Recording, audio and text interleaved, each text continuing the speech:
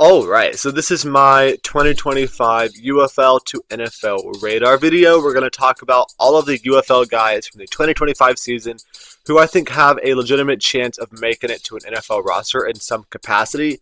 One thing to mention is that there's probably going to be a bunch of guys that I don't mention that end up getting invited to camp, but this is more so looking at guys who I think have an actual chance of making it to like an NFL preseason roster. And something like that, rather than just getting invited to some, camp or NFL training camp before preseason and don't actually end up making it to the preseason roster. But let's get started here. Starting off with our quarterbacks, obviously Bryce Perkins is number one here, right? He was a UFL offensive player and the MVP, best player in the league. That's pretty much what everybody is saying. He was amazing. He only played about 7 games. His the AGP is like adjusted games played. Basically, he split time with Danny Etling in some of these games. So really, he only played the equivalent of like 6.5 games. I'm not going to talk about all these stats, but he was really good here.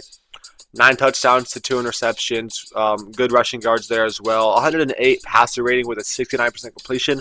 Also, some really, really good numbers. He has not been in the NFL for over 4 years, but I definitely think he's a prime candidate to make it back to the NFL. Then we got Jordan Ta'amu. He was a great QB as well this year. Championship MVP and won the UFL championship. So obviously, showed that he's capable of leading a team to success. He had over 2,100 passing yards, 17 touchdowns to 4 interceptions is really good. The one thing that holds him back is his low completion percentage of only 54%, but I definitely think he is a candidate and probably will get signed at least to an NFL practice squad as a third-string quarterback this year.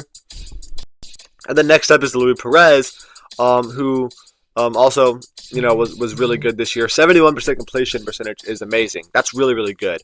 The passing yards leader at 2,300 yards almost. 9 touchdowns to 5 interceptions is not a great ratio, but he was still very, very solid. He made an NFL preseason squad a year ago. I don't see why he doesn't make an NFL preseason squad again this year, and I think he could stick around as a potential QB3 for the regular season. Next up is going to be our running backs. Jacob Sailors is only 24 years old. That helps him out quite a bit. He made an NFL preseason a year ago with the New York Giants, but did not stick around. He was an all-UFL running back this year once again. Nearly 500 yards in only 9 games played. 5 touchdowns with almost 250 receiving yards as well. He had over 75 total yards per game.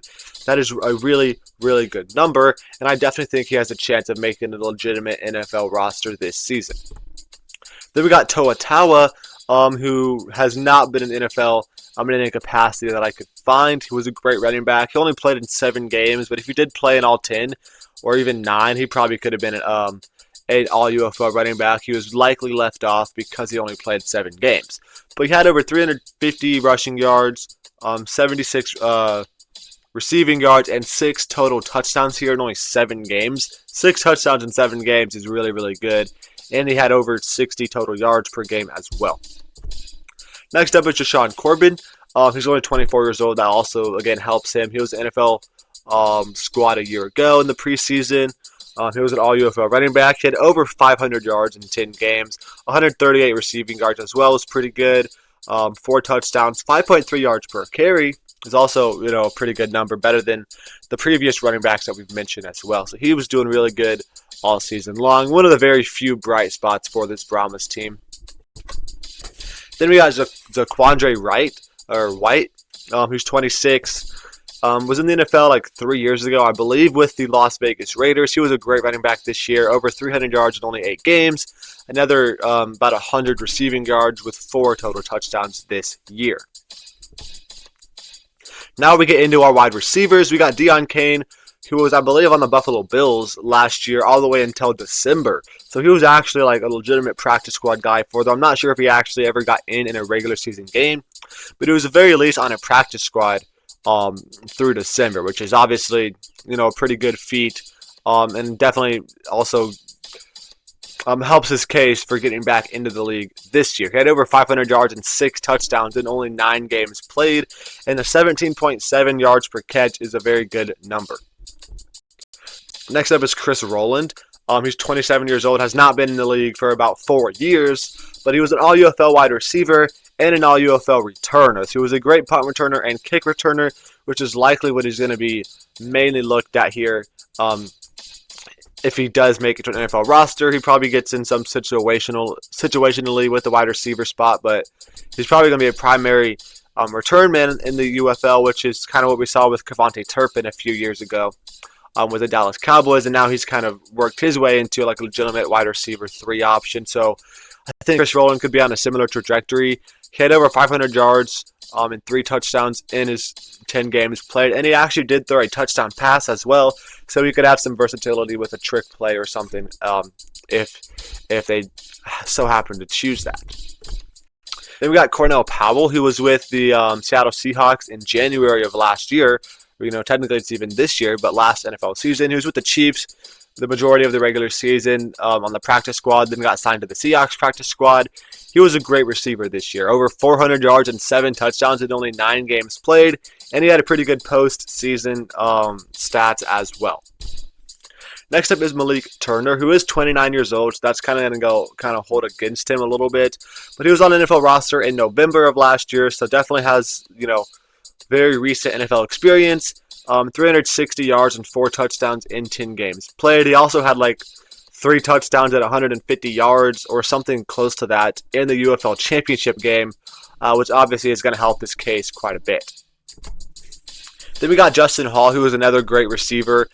He had 62 receptions and 500 yards, if I'm not mistaken. I do think that is the most receptions of anybody this season. I could be wrong, but I think that's correct. And 500 yards is pretty good as well, with 3 touchdowns to go with it. Next up is Akeem Butler, who was an NFL preseason squad a year ago. He's a great wide receiver. He only had 300 yards and 4 touchdowns, which are still pretty solid numbers, but only 13 receptions. He did this all in 7 games, so the yards and touchdowns aren't bad, but only 13 receptions is a little bit concerning. But he did have 23 yards per catch. There's one game he had 2 catches for 90-some yards and 2 touchdowns.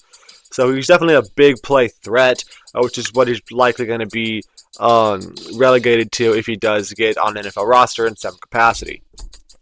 Next up is going to be Tyler Vaughn, who is an all-UFL receiver. It's been about 3 years since he's been in the NFL in any capacity, but he had 475 yards and 4 touchdowns this season, which are some pretty solid numbers. Next up is COC Mariner, another great wide receiver. He's been out of the league for 4 years. When he was on a preseason squad in 2021.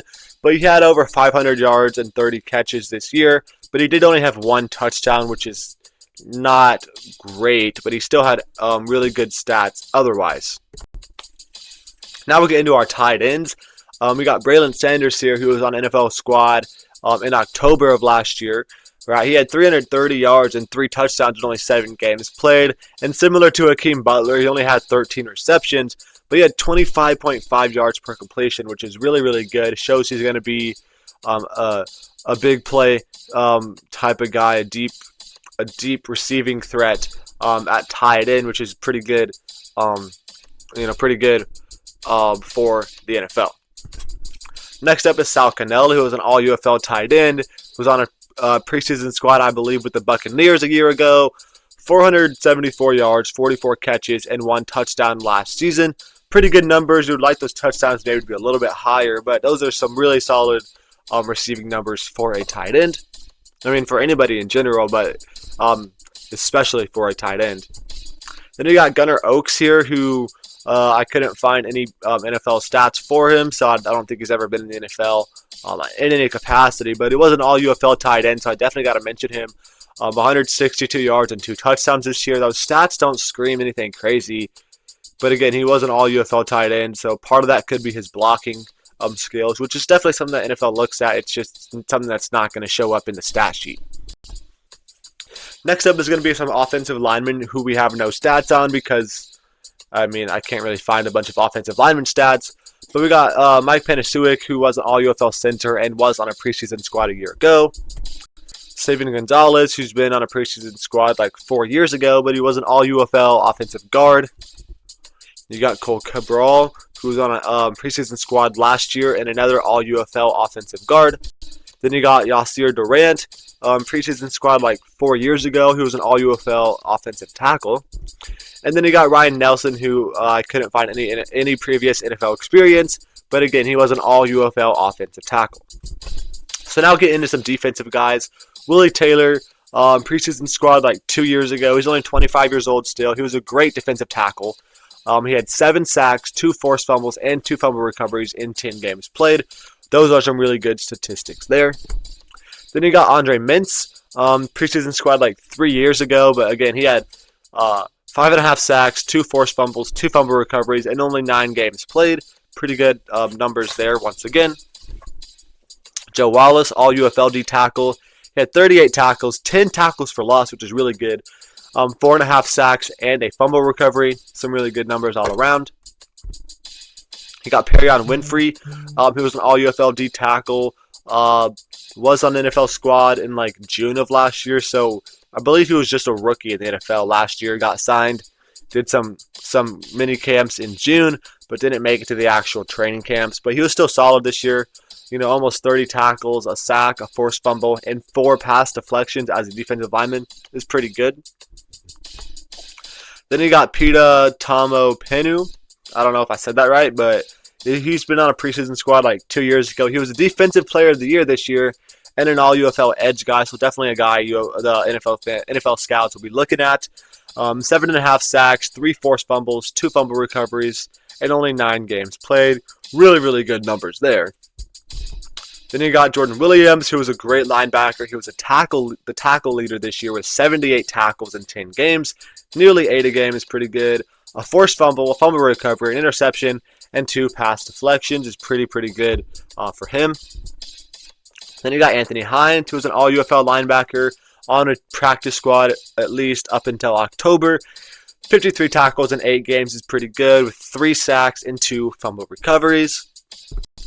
Then you got Devontae Beckett, who was an all-UFL linebacker. It's been like 3 years since he was on NFL team in any capacity. But he had 77 tackles, which is only 1 off of the UFL tackle leader. 5 tackles for loss, 1 sack, and 4 pass deflections. Then you got Willie Harvey, who was an all-UFL linebacker on a squad a year ago in the preseason. 58 tackles, 3 tackles for loss, 1 forced fumble, 1 interception, and 3 pass deflections. He has some good stats there all around. Then you got Derek Roberson, who was an all-UFL edge guy on a preseason, or actually on like a practice squad team at least, up until November a few years ago. He had 9 tackles for loss and 5.5 sacks in only 9 games played. Pretty good numbers there. Then we got Jenny Harris, who's an all-UFL corner. He is 29 years old, so that might work against him a little bit, but he was on a preseason squad like 5 years ago. But being an all-UFL corner definitely gives him a shot to get back there. 46 tackles, 3 interceptions, 1 forced fumble, 1 fumble recovery, and 12 pass deflections. 3 interceptions is pretty good as well, and those 12 pass deflections I do believe was the league leader this year. Then we got Armani Marsh, who was on a squad 2 years ago. He only played in 4 games this year, which is probably going to hold him back because he does have limited film on there for him. But nearly 5 tackles a game with a sack, 2 forced fumbles, and 2 fumble recoveries in only 4 games is really, really good. Then we got Quinterio Cole. He was on a squad 3 years ago. 43 tackles in 9 games, a forced fumble, an interception, and 5 pass deflections. Some good stats again there all around. Then you got Kendrick Whitehead Jr., who's 25 years old, was on a preseason squad 2 years ago. He was a special teams player of the year and an all-UFL corner. 54 tackles, 4 tackles for loss, and 4 pass deflections. He's really, really good. He's likely going to be on an NFL roster at least as a special teams player. Potentially a corner as well, but probably going to be mainly a special teams guy if he does get the call up. Then we got DeAndre Baker, who's an all-UFL corner as well. It's been a few years since he's been in the league. But he did have 22 tackles, 4 tackles for loss, 2 interceptions, and 10 pass deflections in only 8 games. Likely would have been the pass deflections leader if he did play all 10 games. Then you got Jordan Mosley, who's only 24 years old, was a great safety. 65 tackles, 6.5 tackles a game is really good. 3 forced fumbles, 2 fumble recoveries, and 2 interceptions. Some really good numbers all around there for him. Then you got Arnold Tarpley, who's another all-UFL safety. He was on a preseason squad last year.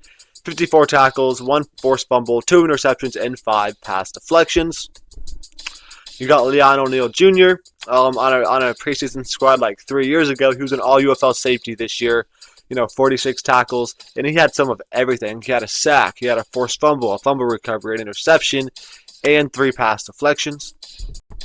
Then you got AJ Thomas, who was on the Patriots, I believe, up until September. So he actually was on there for a few weeks of the regular season.